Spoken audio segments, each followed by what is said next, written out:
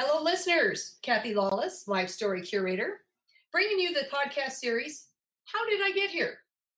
A series of interviews designed for people just starting out in their careers, people in transition, or possibly feeling stuck, and giving them access to the stories of people who have been there, done that, so that they might be inspired with some new ideas, or maybe just comforted knowing they are not alone, that everybody starts somewhere and everybody goes through times of transition and times when they feel stuck.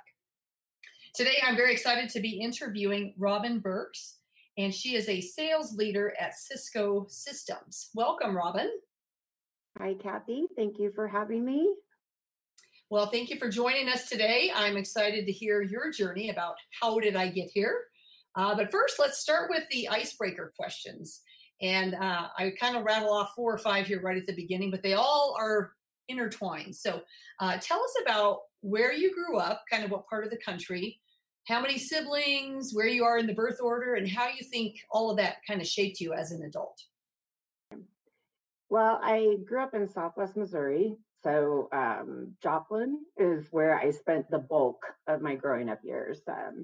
A lot of people actually know Joplin at this point because it was hit by an E5 tornado 10 plus years ago. So it just rummaged right through the middle of the city. So it's kind of, it's a little town, about 50,000 people. And, you know, I would say Joplin, Missouri at one point, people would be like, huh? And now people are like, oh, there was a tornado there. Like, yes. Oh, wow. Put you on the map. Yeah, not in a good way, but on the map for sure. We moved there when I was in second grade. Prior to that, my parents had owned weekly newspapers. So we had been in small towns in Southwest Missouri. My mom, I think, was sort of tired of taking pictures of the prized calf at 2 in the morning, which is what you do in small towns. And so my dad had started a commercial printing business. And so they ended up moving to Joplin. That was pretty close to where my father had grown up.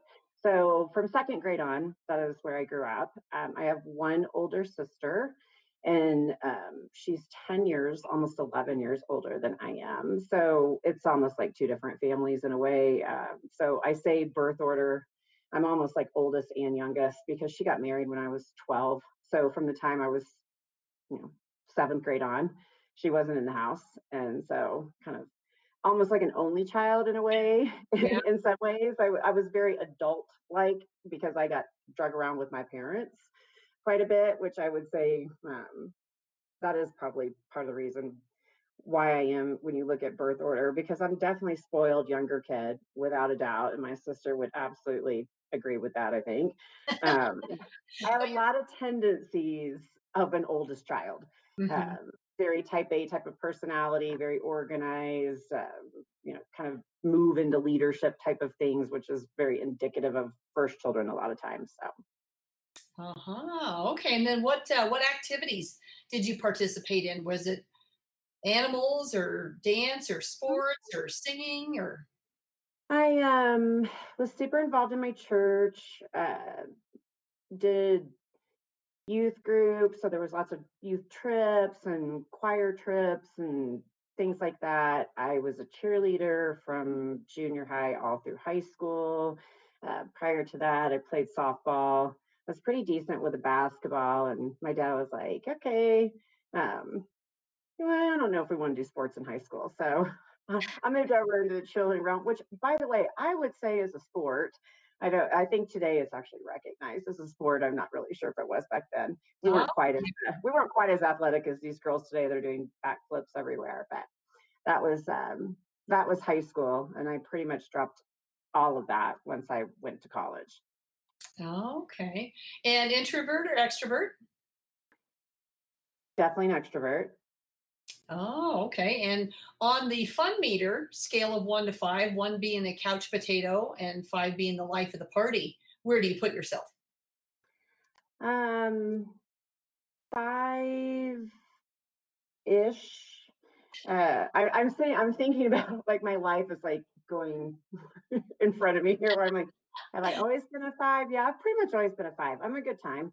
I definitely will say no. I'm out, but if I'm in, I'm usually going to have a good time. So I'm much more towards the 5. Much than I more am that, yeah. than I am towards even a 4, I would say.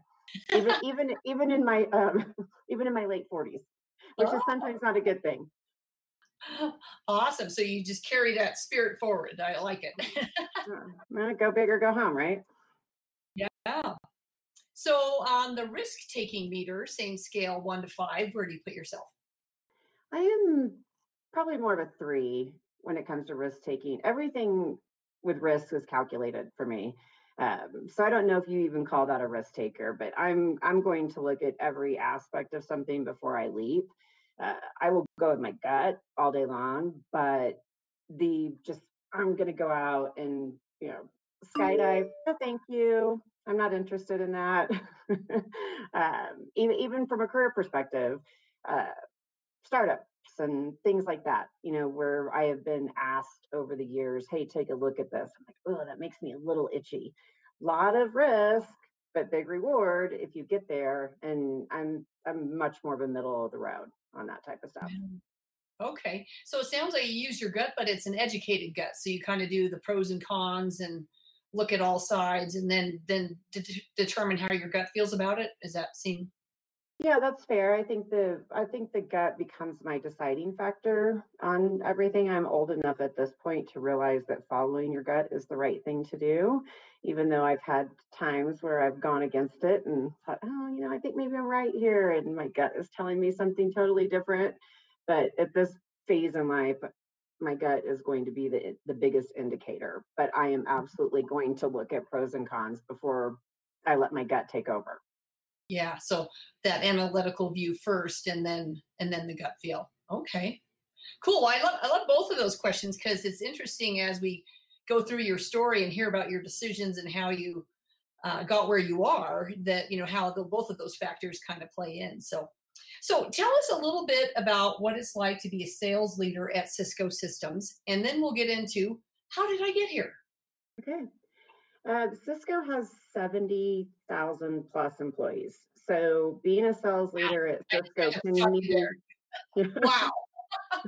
Global company, right? global company, lots of layers. And so being a sales leader at Cisco can mean a lot of different things. Uh, for me, I'm on our specialist side. So we have 2 organizations when it comes to sales. So you have a direct sales team that are called account managers or client execs, and they are the face, they're the quarterback. I know a little bit about everything, enough to be dangerous, and then I know when to pull my specialist on. I'm on the specialist side. So the team that I work on is Internet of Things. And so we're doing industrial IoT. That doesn't mean a lot to some people, but everything is connected in a way. And when you look at maybe like a manufacturing plant, machines talking to each other, a manufacturing plant goes down, a machine goes down, that costs tons of money. So things that are looking at your assets and how they talk to each other and how you track those things and where you can save money, make money, smart cities, lights that talk to other lights that go back to the mothership, where they can see everything that's going on. That's the type of stuff that we're doing. And so an account manager at Cisco would pull us in for a specific opportunity around Internet of Things. So being a sales leader in the specialist org is a little bit different. Yes, there are forecasts and the same things that you think of when you think of a direct sales, but we're just a little bit removed. The account manager actually owns the number. And so I'm running a team of 11 people that are in Canada, Latin America, and the US. So lots of time zones and different areas of the world, but a great group that is really invested in what they're doing. So my job is really good in terms of that. Your people are kind of everything, and my people are great. So stressful at times, end of quarter, those type of things. But also just trying to ride the COVID wave right now and see where some of that takes us. Yeah. Sounds like a lot of moving parts. when you think about how you got to where you are today, is this what you always wanted to be? I mean, when you were in junior high and high school, were you thinking technology? Were you thinking leadership? No, I was thinking lawyer.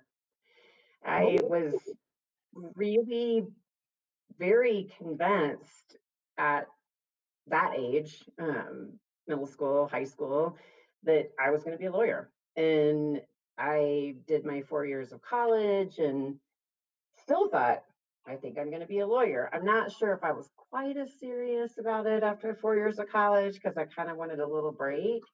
But I took the LSAT and my score was good enough to get into CU. I mean, it was good enough to get into DU. It was not good enough to get into CU. Well, DU's private. And so I pick up the phone and call my dad and say, hey, here's what I'm thinking. And he's like, yeah, no, I'm done. Like, I did 4 years of your undergrad at a private university, and this gravy train is over. And so I literally, more than anything else, I just kind of thought, you know what, I'm making money and I'm not unhappy. And I don't really think I want to go into debt and take 3 years of my life to do it. So I just kind of moved on. But so that was my goal. that was so that decision made for you. Well, what were you doing to make money at that time after your undergrad? So when I moved to Colorado right when I got out of school, and I went to school in Texas at Baylor. And when I moved out here, I just temped for a few months until my dad, again, Mitch, always kind of a central theme here, was like, "Hey, you got to get a job." It's like, oh, okay. Um, so the first job that I had was working at Clinique at a Foley's at South Glen. So Oh, your local your local older listeners will remember when South Glen was actually a physical mall, not the South Glen that it is today. Um, yeah. I remember I shopped there a lot. yeah. And so it seems funny, and I have told this story a million times. I had a girlfriend in college. She worked part-time at an Estee Lauder counter. She made great money. And so I thought, you know what? That's just a job I can go get. And I know I can go get that job. I mean, it's at the mall. Like, how hard could it be? Walked in, got the job, and they put you through amazing sales training. I mean, I'm like, I'm going to sell makeup, right? Like, you want a lipstick or a mascara? Like, that's it, right?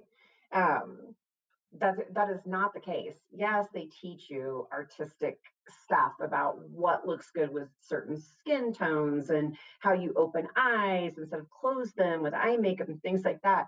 But they also put you through fairly intensive sales training. And I loved it because there's this competitive aspect of an average unit sale. So you don't want to sell one lipstick or one mascara. And so every woman listening to this right now is going to be like, oh my gosh, is that why I've left a makeup counter with 6 things that I did not go there to buy? And yes, it partly is because these girls and guys are trained on, kind of what's the next step. And I just was like, I can do this. I can just follow this path, and then they're measuring you on it. And so out of the gate, the minute I got all the training, I was like, okay, how do I do more? How do I have this top average unit sales every single month? And so to me, that was my first little taste of I like sales. Wow. And that's a pretty young age to be then. So that's right out of college, or did you do that in college? Yeah, no, just right out of college. So I Just was right out of 22, college. Wow. 23. Well, I never heard that before about that they had such great sales training. I would have thought it is more about the makeup, but you're right, it needs to be about the sales. So, wow, your first entree into sales. Okay. Well, keep And you make going. commission. Yeah, where do you go from there then? So I did that for 6 months and was like, retail's not for me. So I guess it's a good thing to learn. But, I also was a young girl that was, probably not terribly mature either. I was like, I don't want to work on Friday night. My friends are out having fun and I'm at the mall until 10 or 11 o'clock at night. So I got a job selling industrial chemicals. And 150%, it is absolutely the worst job that I have ever had. When you think about where we sit today in 2020 with everything that's happened in the world and like Me Too movements and stuff like that, I can say that on a whole in my career, I haven't really encountered much of that type of stuff, like where I felt uncomfortable or being asked to do things that, didn't seem appropriate, except in that job where you were walking into buildings. You would go into the bay of, a building in the tech center or downtown because you're looking for the building engineer. And you don't just go like knock on the door and find them. Like you're walking into weird places in the building, or you're going into a hotel and you're trying to find whoever's running the cleaning department or whoever's running engineering at the hotel. And they hired another girl and me at the same time. She got engaged right after we got hired. They asked her not to wear her engagement ring. We were told, Oh, interesting. Wear shorter skirts, wear tighter skirts, things like that. And really at that time and at that age, I was kind of like, okay, whatever. I mean, it wasn't really anything that was like aggressive or super uncomfortable, but I look back on it now and I just think, oh, really? I mean, it just would never fly today, thank God. But that job was door to door, walking into weird areas. I mean, when you think cold calling, like I think pick up the phone. This was cold calling, walking in. In person. Yeah. In person. Wow. And hi, here I am, a stranger that just popped up out of nowhere, and really odd. But again, like I did relatively well at it. Like I had $1,000 day, like in my first 2 months, which was a big milestone that they measured you on, which most people didn't get until they were 6 or 7 months down the road. And then this will be again showing you sort of my maturity level at this point. I was like, okay, I'm not doing this job. Like I did it for 6 months. I was like, I'm actually okay at it, which means I would be good at something that was a little bit more professional. If I can do this, I can do about anything. And I had asked my boss if I could go on a trip to Mexico, and he said no. And so I just went to Mexico, and then they fired me. So that's the only job that I've actually been fired from, but they did fire me. And, good riddance on that one. But again, I would say, when I look back and I think the makeup, really did sort of lay some groundwork for me to realize like, I kind of like this. And then that job laid groundwork for me to say, if I can do this, I feel like I could sell anything, because this is hard and it's kind of yucky. And so if I'm doing well at this, then there's got to be other things that I can do that feel better. But I think sales is probably my path. Yeah. So you get back from Mexico. That's probably when you find out you're fired. Mm-hmm. Now are you panicked? Are you like, or are you really thoughtful saying, oh, where do I really want to work? What was your mindset at that time? No, I think that I was not panicked. I had my dad as a security blanket, so it wasn't like, oh my gosh. And I've always had a fairly healthy level of self-confidence. I just always think I'm going to land on my feet. And so I was like, I'll be good. And again, I'm showing my age, but at that point you were looking at the newspaper for jobs. I mean, there was not surfing the internet, finding, all the jobs. There was no Indeed or, websites like that. So, or LinkedIn, right? LinkedIn, where you can say, hey, what companies do I want? Who do my friends work for? Where do I want to go? Yeah. Yeah. Who's my network? And I didn't have much of a network when I was 23 or 4 years old, and I didn't grow up here. So I found a job that was a company based in Connecticut, and they actually were a spinoff of NASA. It was called NERAC, New England Research Application Center or something like that. I'm probably not even getting the last two ones right. But they were looking for a salesperson that would go out 4 states. So it was Colorado, Wyoming, Utah, and New Mexico. And all you were doing was pretty much going in and demoing their service. And their service was high-end research. I probably should look up to see if they even exist today, because I would almost think with where we are with our ability to have information at your fingertips, that I don't know that, their service would be as applicable. But I was going into places like Ball Corporation. So you're talking, research, but real research, like not, I'm Googling, like, how do you do this? So you would meet with, engineers, with people that were wanting to find stuff on patents and things like that. And then they had a data center that literally just had people sitting in a room digging through all of this information for them. So if I had an appointment with somebody that was, let's say they were an aerospace, engineer, then I would set that up and say, I need an aerospace engineer at our data center. And so they hired those type of people so they would know what you were talking about and understand the lingo, and be able to ask you the appropriate questions to really figure out what you needed. And then it was just a service that you paid for. So 3, 5, $7,000 a pop, and I made commissions off of that. And I did that for almost, not quite 4 years. And I just realized that I'm at my peak. Like, I can't make any more money here. Like, the job was easy breezy. I worked out of the house. I faxed my paperwork in every day.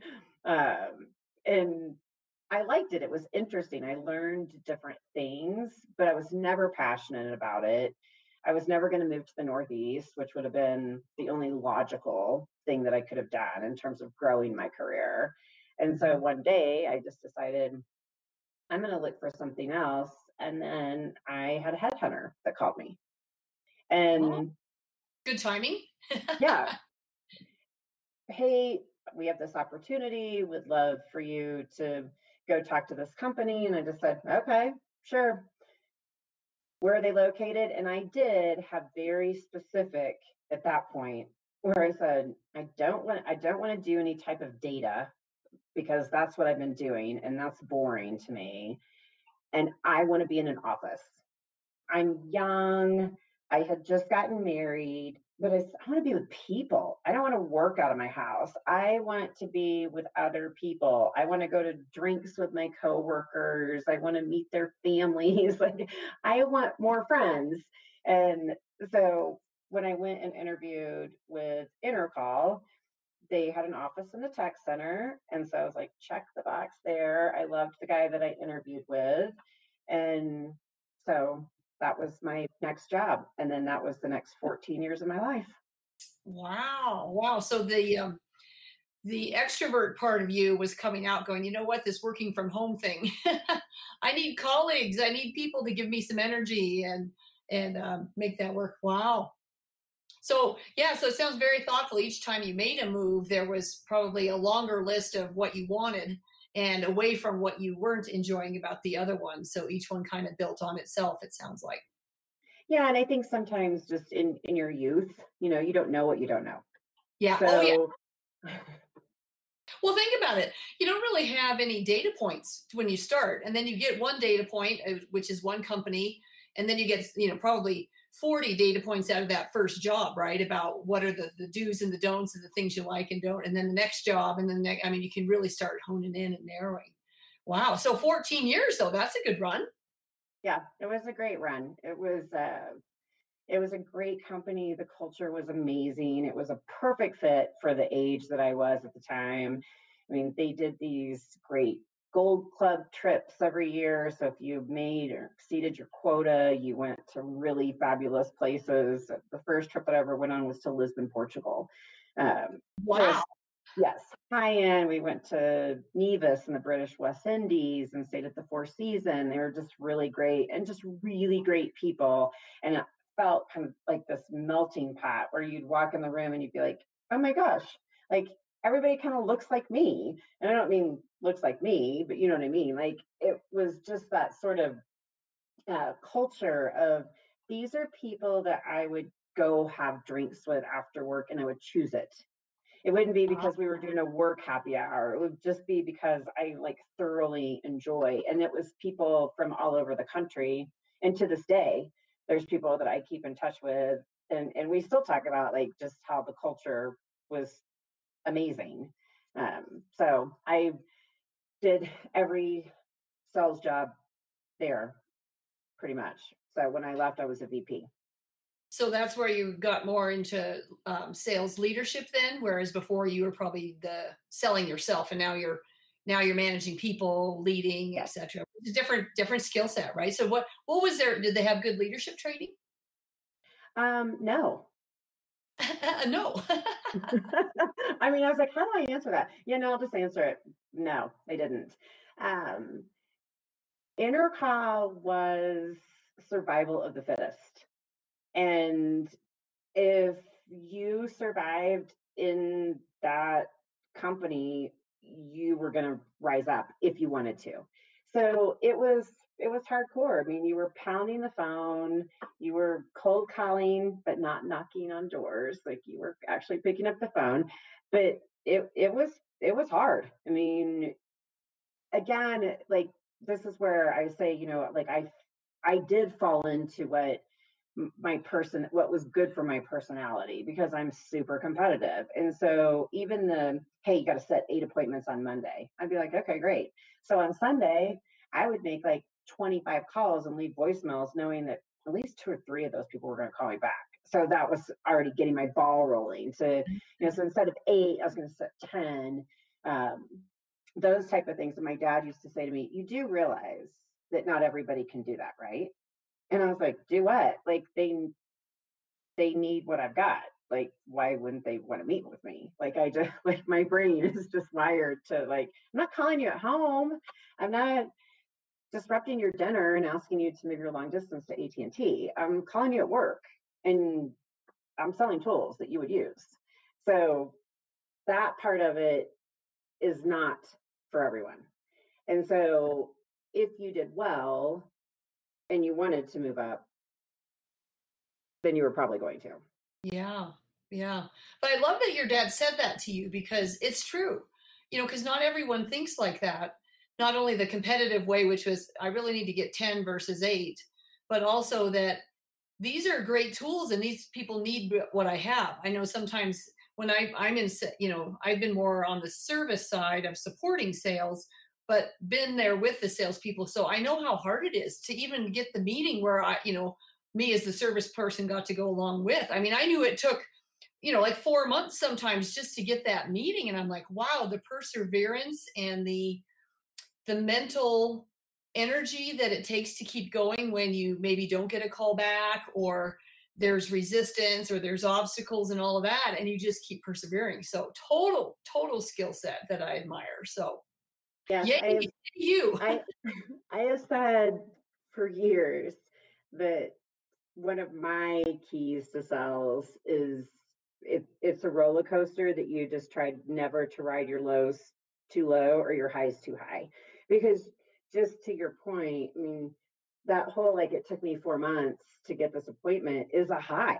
I mean, that's you're wired like that. That's a win. And that feels really good. And so but then you have the lows where like you don't get the deal or you feel like you got screwed out of something or somebody was dishonest and told you one thing and did something different. And then it's like, oh my gosh, am I going to make my month? Did this just crush my whole year? Things like that. So I'm like, in order to maintain your sanity, you need to be able to ride the roller coaster without really going all the way to the bottom or all the way to the top. Yeah. So then how did it work for you to be in leadership and management? Because being so competitive, and that would mean, I would think you would want to be in control and driving it. So was that an easy transition for you, that you then liked the coaching and mentoring, or was that super hard?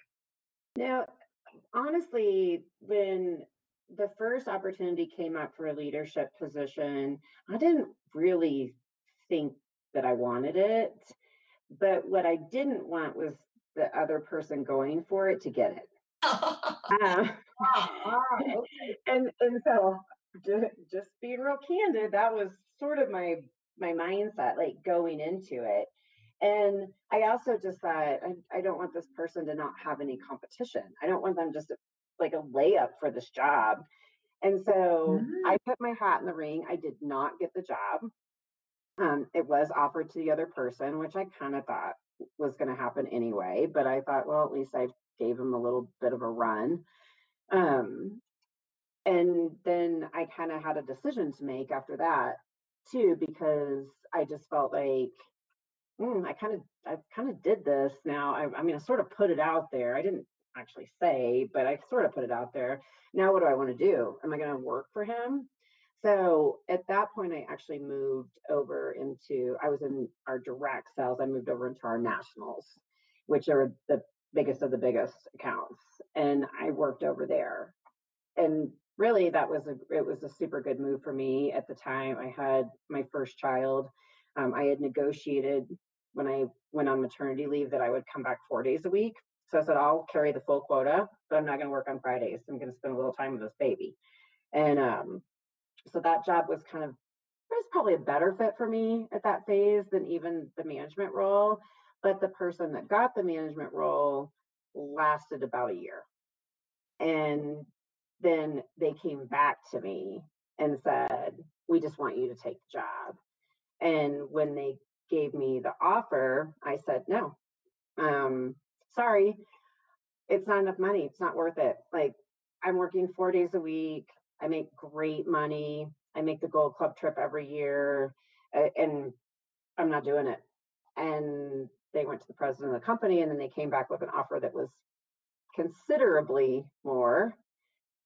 And then I did take it.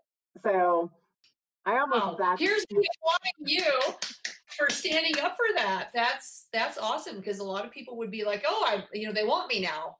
This is exciting. But you were definitely in a position of leverage. But also you were being authentic to yourself, right? That this is what it's really going to take for me to move over. Wow. Outstanding. You know that you're taking on a lot more than what you're doing today. So I was like, if you're not willing to pay me for it, then there'll be somebody else that wants the job. I'm not your person. Yeah. So then how was it when you stepped in? Was it, Really comfortable, hard. uncomfortable?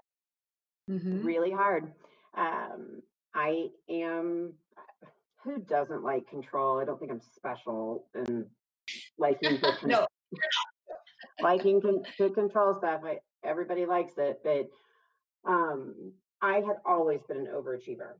So I had always been top of the top, top salesperson in the West, number 3 salesperson in the company. Like, I had had year over year of really high level of success from a sales perspective.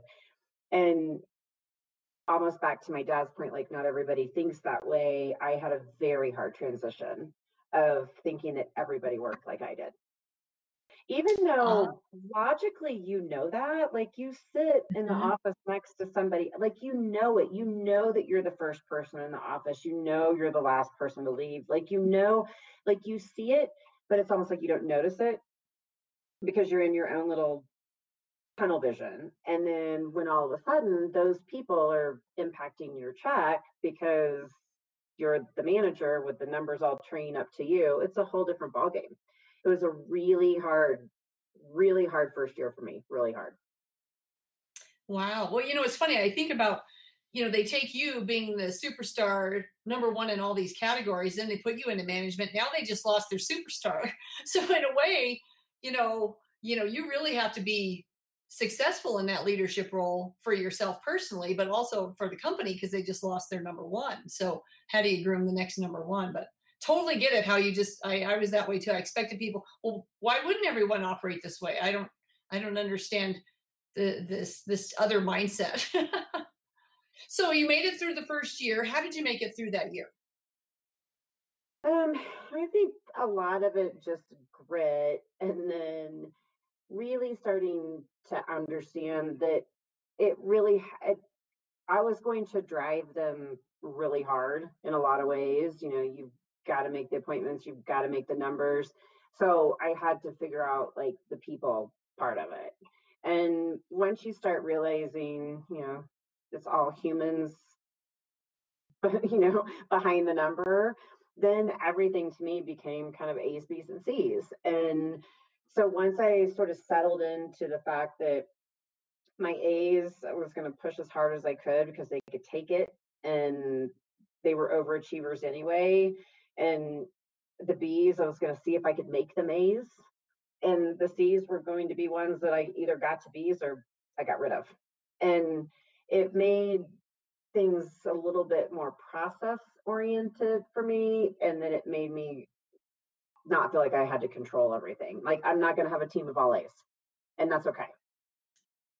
Okay.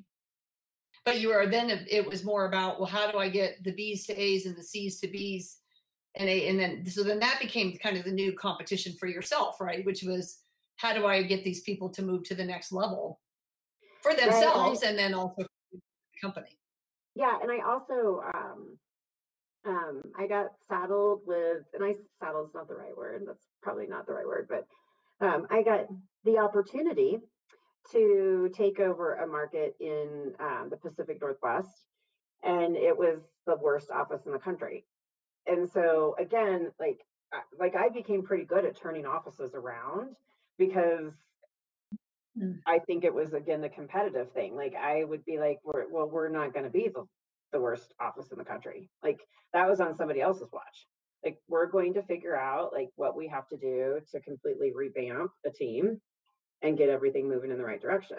So a lot of things that still fall underneath the competitive piece. Yeah, but it sounds like too, you're clear about your goals and objectives, and so then if I'm a C player, then I got to be looking at, oh geez, I'm not going to make it, or I got to change these things to make it, and maybe I'm going to learn something new and be successful, and then if I get some wins, maybe I start to move into the B category. But it seems like you were very clear about what goals would be, and so you got to perform. We're not on that old watch anymore. We're on my watch now, so things are different. Yeah, and I also think too that again, back to like, some people actually really thrive in that type of environment, and some people, they're just not cut out for it. And I had so many conversations over the years with people where I would set them down and I would say, listen, do you like this job? Do you feel like this job is the right job for you? And you can be totally honest with me, like, just say. And 99% of the time they'd say, no, I don't, I hate it. And I'm like, I know. So let's try to figure out what's the next step for you, because this is not the right role. Like, it just isn't, whether it's not the right role or the right company or the right team or whatever. But, the environment that you're in, you work way too much to spend time in a job that you can't stand. And especially when it's a pressure cooker. Yeah. And if you're not successful, that's part of why you can't stand it. But yeah, you're just in the wrong place. So how do we figure that out for you? So again, but you had to have that candid conversation, right? And some people don't want to have that conversation, but it's so critical, so critical. Okay, so then you're in leadership and starting to hit your groove. Would you say you're in your dream job, and then you just keep finding other roles, or does that get you to today, or is there some other steps? I think at that point I became laser beam focused on a VP title, and I think that my 30s were just, that is what mattered to me. It was like getting to the certain point where, I get the thing that says, hey, you moved from, because it was kind of a sales manager, general manager, RVP, AVP, VP. And when I did finally get to the RVP, role, which really was just the same role that I was doing. It was just starting to add the layers, So instead of me having the direct field people underneath me, the managers were reporting to me. That is a whole different job. That is a lovely job. You because you're not dealing with the A's, B's, and C's really at that point. They're still on your team and they're just not your daily in and out. And so by the time you have managers, a lot of those managers you've put into place, a lot of those managers you've worked with for years, and they all care. They're all in. I mean, they're 100% into the job. And they're dealing with the daily A's, B's, and C's, and you're dealing with much higher level and higher level even interaction with the customers. I mean, I became the I'm going in to save the deal or I'm going in to close the deal. That's kind of fun too. You're not doing the daily sales piece of it, but you get brought in because of the title, and that's kind of a fun role to be in too. So that was a really good run. I loved that role, but I got kind of tired of just what we were doing, the technology, the kind of Groundhog's Day of what the job looked like, and so I begged the president of the company and one of our vice presidents to let me go over to a company that we had acquired that was doing IP and hosted voice. So the part of the company I was in was traditional audio, video, and web conferencing. We bought this to add to our portfolio.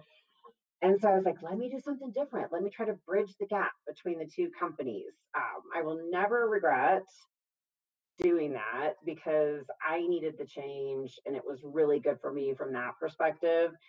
But wow, was it a nightmare on a lot of levels. So it was the beginning of my end at that company. Well, what happened? What was such a nightmare about it?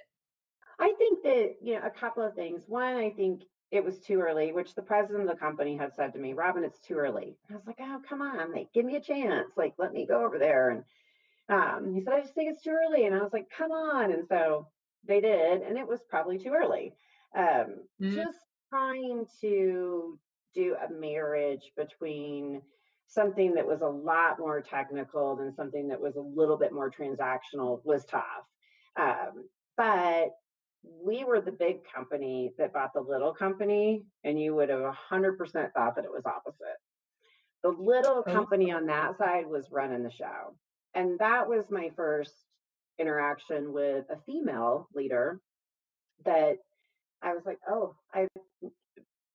Intercall was heavily female.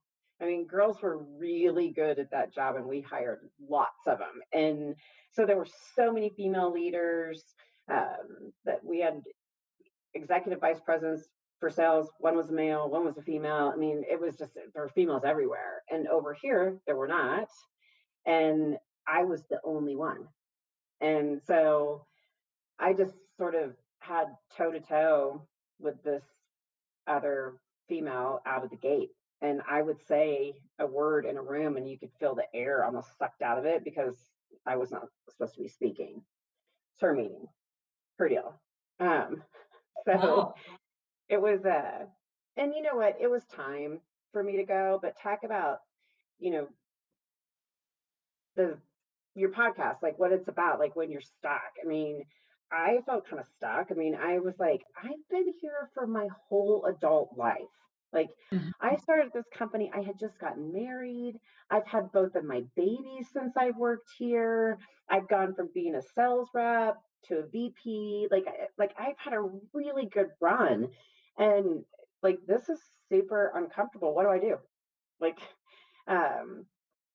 do I endure this or do I leave? And really, I mean, the decision was made for me for the most part. One meeting and I had my boss and the guy above him kind of saying, your conversation with her today, like, I'm not really sure how this is going to work. And I was like, I'm out. Like, I was like, there's a target on my back at this point, and I don't think that the president of the company would have always tried to save me in a way, like maybe push me back over to the other side, but it was just time. And it was really liberating to leave too. Just to be like, I can't even, just to know that you do not have to be in a toxic environment. You don't. Like, no matter how scary it is or how much you think like, oh my gosh, like this is what I know, this is what I'm doing, you'll be fine. Like, but nobody needs to work in that type of environment. You will figure it out. Yeah. Well, and I think sometimes people just stay way too long in the toxic environment. Either they think the other person's going to change or the other culture or whatever is going to change, or it's not that bad. And then they just end up, but it gets bad. I just had a very, very good friend who left after 16 years. And I would say probably the last 3 to 5 years has been super toxic. And it's like one of those things where, you know, and you keep encouraging and you need to, oh, well, then I was promised this, or I was offered this, or there's, I don't know, sometimes that's part of the toxicity, right? Is the carrot that's being dangled and it's not really, and it's not real. But it sounds like you weren't in it very long. And then it sounds like maybe you were invited to leave or mutual leaving. So then how long were you kind of in that place of, well, what's next? How did you decide what's next?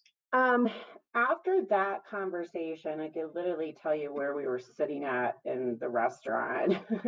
And I walked out of that dinner and picked up my phone, walking back to my hotel, called my husband and said, I'm leaving. And he's like, what? You're what? Like, huh? And I was like, no, not today, not tomorrow, but I'm done.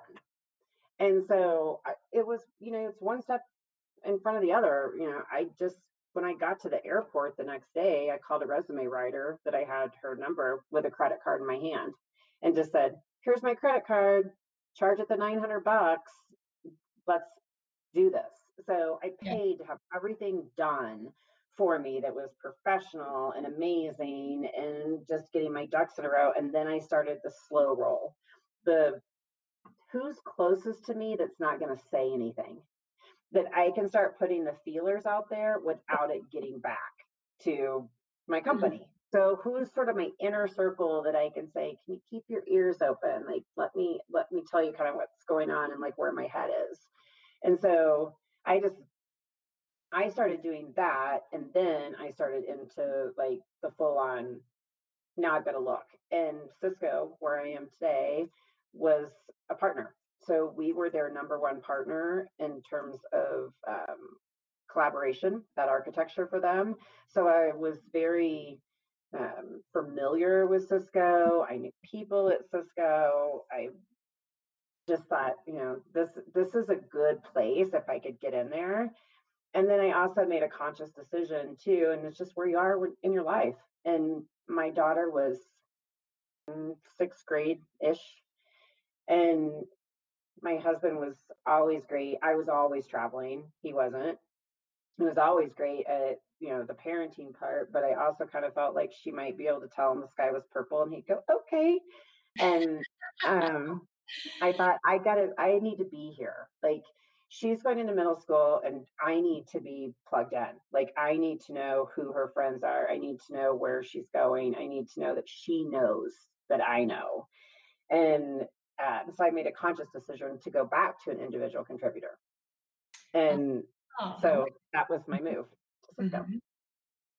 Wow. Yeah. So then you had contacts there, started reaching out, and then they made the offer. Wow. Yeah. And funny that your story is a little similar to the last woman that I interviewed that, you know, felt like initially her career was always about going up and to the right, you know, that promotion. Yeah. And then she made this very purposeful decision that, you know, where she was, and you get to a point where it's not fulfilling at some of those levels. No, it's not fulfilling. And then it may not work for travel, and it may not work for family and all of those things. So you really do have to look at, as a whole person, what is fulfilling for you and what's going to be the right fit. So, okay. So now you're an individual contributor and back in control of you. Back in control. And the woman that hired me at CISCO, I will forever be grateful to her, because I think that she knew from the very beginning that I was never going to stay with her, that I went into service provider sales. I didn't love the service provider world. It's where I'd come from. And so it wasn't some place that I actually really wanted to stay. But I did the job that I was hired to do, which was to turn around an account. I grew it by 300% and then pretty much said, hey, I have another opportunity that's back in collaboration. So still at Cisco, but just a different role. And she pretty much said, I knew it, like, but I knew that you would be great for Cisco. So I wanted to take a gamble on you and get you in here. And and I said, well, I gave you 2.5 years and I appreciate you giving me the opportunity. And now I'm moving on to something else. So that was just a different architecture, but still an individual contributor. And just to fast forward a little bit, it wasn't until, I don't know, about 2 years ago that I kind of got tapped. And I was just enjoying the ride. I was making a ton of money. I was working my butt off, but like life was good. And we had a new VP that had come in and she's doing some structuring and things like that. And they've got names on a whiteboard and talking about who's who. And she kind of was like, why are you doing that job? Like, now I know what your background is. And I know like all of the things like you are hiding. And I was like, no, not really. Yeah. I've kind of been doing the job and liking it. And so they had asked me if, it just basically said like, hey, this guy left and we really need you to run this team. And I said, okay, like, so I wasn't looking for it and I wasn't saying, and I had never said I'll never go back into management or anything like that. I just said, I get it where we sit right now. Like I'm the logical person for it. So it's all good. And so there is my foray back into the management world. I love that, how you were under the radar, kicking butt, putting in a lot of effort, but it paid off, right? So when, that's awesome. And then they're like, hey, wait a minute. There's so much potential here. We need you at a different level. And now they pulled you up. Awesome. Well, Robyn, this has been really interesting to hear how you've navigated that. And I love this whole sales perspective. I'm not sure I've had someone that's so sales focused. So it's really great to hear that perspective. And I love hearing that perspective. So thanks for sharing that with us. But I shouldn't say but. And we probably need to start wrapping up. So let me kind of wrap up with a question about when you look back on your career, what do you think, what trait or characteristic, habit, philosophy do you think maybe served you best over the years and as you managed your career? I think I'm really direct, and I believe from a sales perspective that it has done nothing but pay dividends for me, because I think that when you're honest with people, even when it's uncomfortable or you're not even saying the right things to get the sell, but you're just being candid with what is the right here, right now, the situation you're in, that will pay dividends for you down the road.